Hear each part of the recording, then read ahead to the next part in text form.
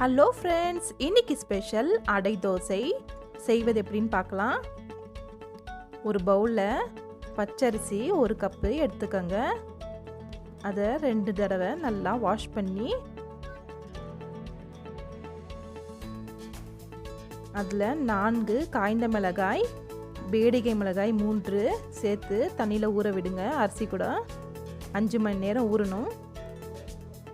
இன்னொரு பவுலில் 1/4 கப்பு துவரம்பருப்பு, பைத்தம்பருப்பு 1/4 கப்பு, கடலைப்பருப்பு 1/4 கப்பு, உளுத்தம்பருப்பு 1/4 கப்பு தண்ணியில் நல்லா கழுவிட்டு 5 மணி நேரம் ஊற வைங்க. இன்னொரு கப்பில் 1/4 கப்பு அவலை சேர்த்து 5 மணி நேரம் நல்லா ஊற வைங்க. எல்லாத்தையும் 5 மணி நேரம் ஊற வச்சுருங்க.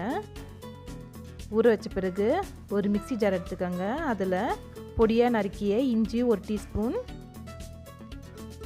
ஜீரகம் 1 டீஸ்பூன், ஊற வச்ச மிளகாயை சேர்த்துக்கோங்க.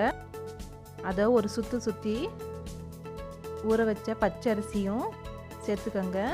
அவளையும் சேர்த்து தண்ணி விட்டு நல்லா கரகரப்பாக அரைச்சி எடுத்துக்கோங்க. அது ஒரு பவுலில் ட்ரான்ஸ்ஃபர் பண்ணிக்கோங்க.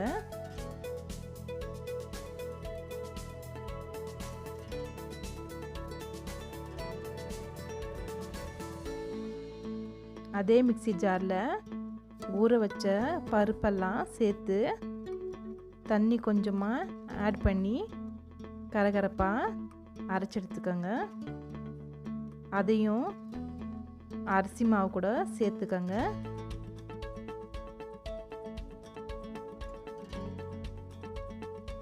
மிக்சியை கொஞ்சம் கழுவின தண்ணியை சேர்த்துக்கோங்க. உப்பு தேவையான அளவு, கரண்டியை வச்சு நல்லா மிக்ஸ் பண்ணிக்கோங்க.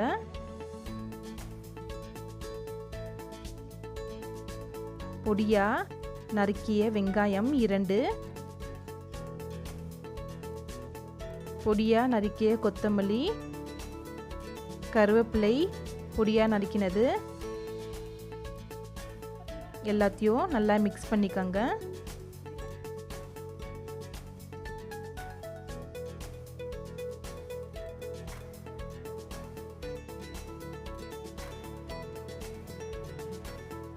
பெருங்காயத்தூள் 2 பிஞ்சு அதையும் போட்டு மிக்ஸ் பண்ணிக்கோங்க.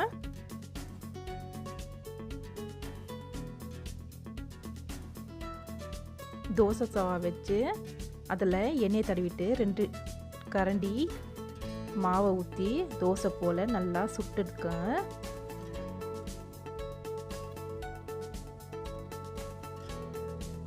அதுக்கு மேலே தேவையான அளவுக்கு எண்ணெயை ஊற்றிக்கோங்க. மீடியம் ஃப்ளேமில் வச்சு கொஞ்ச நேரம் வேக விடுங்க. அடியில் ப்ரௌன் ஆனதும் திருப்பி போட்டுக்கோங்க. 2 பக்கமும் நல்லா வேகணும். கொஞ்சம் மெதுவாக நல்லா ப்ரெஸ் பண்ணிக்கோங்க. பாருங்கள், வெந்துடுச்சு. இதை ஒரு பிளேட்டுக்கு ட்ரான்ஸ்ஃபர் பண்ணிக்கோங்க.